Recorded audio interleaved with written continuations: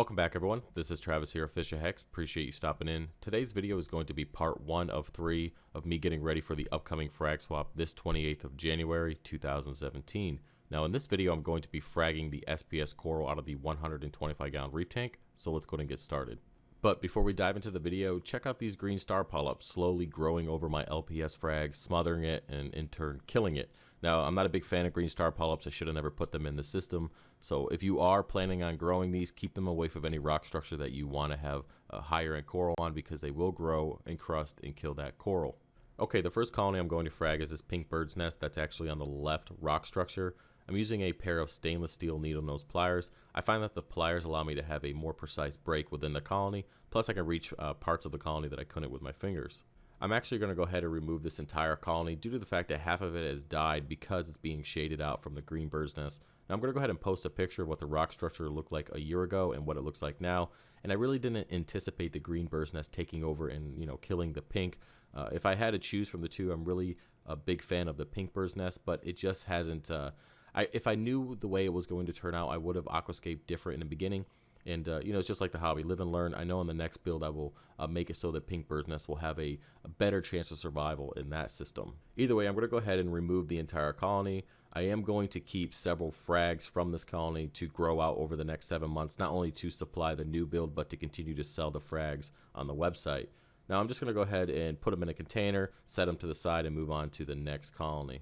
Okay, the next coral to be cut is this white bird's nest. Now, I don't know if you could tell in the video, but the setosa has actually grown over a couple limbs of it, and if I don't get it out of the tank soon, it's going to die. Now, I think because the green bird's nest is so big and it's shading off most of this rock, the setosa usually grows to the left and outwards, but I think because of the lack of light, it's going to the right in hopes of getting more light, and unfortunately growing over another colony. I'm going to go ahead and remove this as best of my ability. It is very, very small, and I do only get a couple pieces of it, and unfortunately I have to leave several smaller pieces behind, because if I frag them, they're just going to die because they're so small.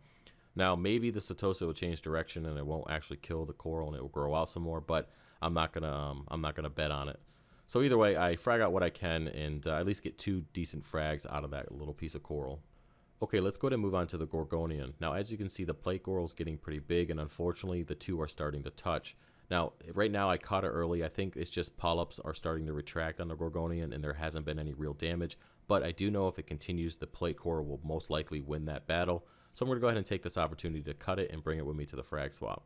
Okay, let's go ahead and move on to the green bird's nest. First thing I'm going to do is come in with my hand and remove a couple frags that are just awkward and I couldn't reach with the pliers. Next, I'm going to come in and then trim the lower left-hand side that's next to the cat's paw. I'm also going to remove a couple of the cat's paw frags while I'm in there, just because they're starting to grow into the colony. Now, if you've been here for a while and you know about the channel, you guys know that I like to trim my coral before they ever have a chance to touch. Now, this is just a personal preference. A lot of people like to see them intertwine and kind of grow like that, but I'm just not one of those people. I'd rather frag it, sell it, and continue to supply funds for the hobby. As you know, this is not a cheap hobby, so every penny that you can get when you're building a new system or just trying to buy GFO and carbon on a monthly basis. And I find that these little frags that could have died if they continue to grow into each other is a perfect way to make that extra cash. Okay, let's go to move on to the middle rock structure. I'm basically just going to continue trimming the green bird's nest, keeping it off the digitatas and the Monty caps. After I'm done with that, I'm going to pull off a couple big chunks of green Monty cap. I haven't brought that stuff with me to the last couple swaps, and when I did bring it, it sold out pretty quickly. Now, this is a pretty popular coral, and I will have a lot of those frags once I finally break down the whole system. So if you don't get one at the swap, you have a good opportunity of getting it later in the year. Okay, finally, moving over to the left rock structure. I'm not going to be fragging any acropora for this swap. I do have several pieces that I'm going to bring with me, but I am going to focus on this Panopy bird's nest that seems to be growing into the setosa and also growing up towards the acropora. I'm only going to get a few frags from it, but the stuff grows pretty quickly, and I really like the look of it. It definitely has like a sharper look compared to the green bird's nest and the pink bird's nest. All right, let's go to move on to the fish/coral/quarantine closet. Now, a lot of you have said it looks pretty big on video, but for those of you who have come over and seen my whole setup in person, you come to realize that it literally is a closet. It's only like 4 feet wide by 6 feet long, maybe. And I've fit a lot of stuff in there in an attempt to kind of allow me to have a workspace and to be able to have this little frag setup. Now, the only problem I do have with this setup is the moisture. It is a closet and it's not well ventilated, so I have to keep the door open pretty much most of the day. The only time it's closed is when my 1-year-old's running around trying to stick everything in the sump. and so I usually close it during that time. But other than that, it's open and hopefully not causing too much of a moisture issue. But either way, let's go ahead and get into fragging this coral. Alright, the first thing I'm going to do is get out my acrylic holder there, put in the smaller frag plugs. I like to use the smaller ones when I'm fragging out SPS and sticks because they really are not encrusting and taking up a lot of room. So this is a good opportunity to use the smaller ones and save the bigger ones for like acans and chalices and stuff like that. Alright, my process for fragging sticks is pretty simple. I like to go ahead and get the coral itself ready and then go ahead and put a drop of glue, and right before I put the frag in the glue, I go ahead and use a couple drops of glue accelerator. Basically, if you've ever tried to frag sticks before, you kind of have to hold them for a long time if you don't use this accelerator, but I find it just a drop right before you put it in there, and you have to do it quickly or it'll start to encrust and you won't get the stick through the glue. And it really just takes a matter of a couple seconds and the stick kind of just stays up for itself, and then you can continue fragging. It definitely speeds up the process, and with this amount of coral, you kind of want to get it done quickly. Alright guys, I'm going to go ahead and speed up this video and add a little bit of music because it literally is 20 minutes of me just fragging, and I don't think you guys want to watch that in real time, and I definitely don't think you want to listen to me ramble for 20 minutes. Either way, I will slow down periodically so you can see the finished product and see me adding it to the main display. But I will catch up with you before the end of the video, talk about the other two parts of the series, and say goodbye. So enjoy the video, and I'll see you in a little bit.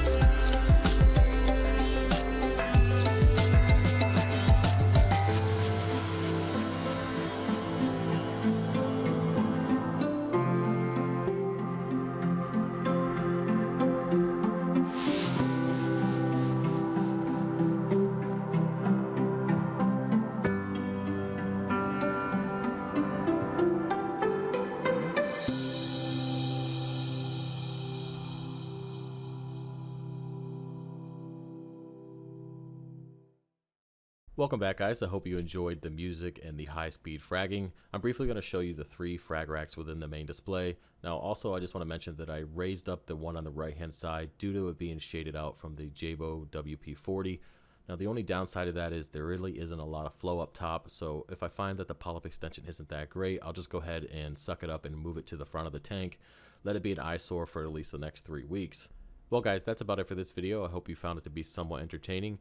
Please look out for the next 2 parts of the series. On the next video, I'm going to be drilling and setting up the frag rack in the brand new frag tank that I purchased from Billy Pipes Reefing. I will also be doing a 3rd video the night before the frag swap and preparation, all that good stuff. And then finally, I most likely will put out a 4th video of the entire frag swap, everything that went on. It just depends on if I have a chance to record while I'm too busy socializing. That was a problem the last time, so we'll see how that works out. Either way, guys, if you liked the video, give it a thumbs up. Don't forget to subscribe for more, and I'll see you next time. Peace.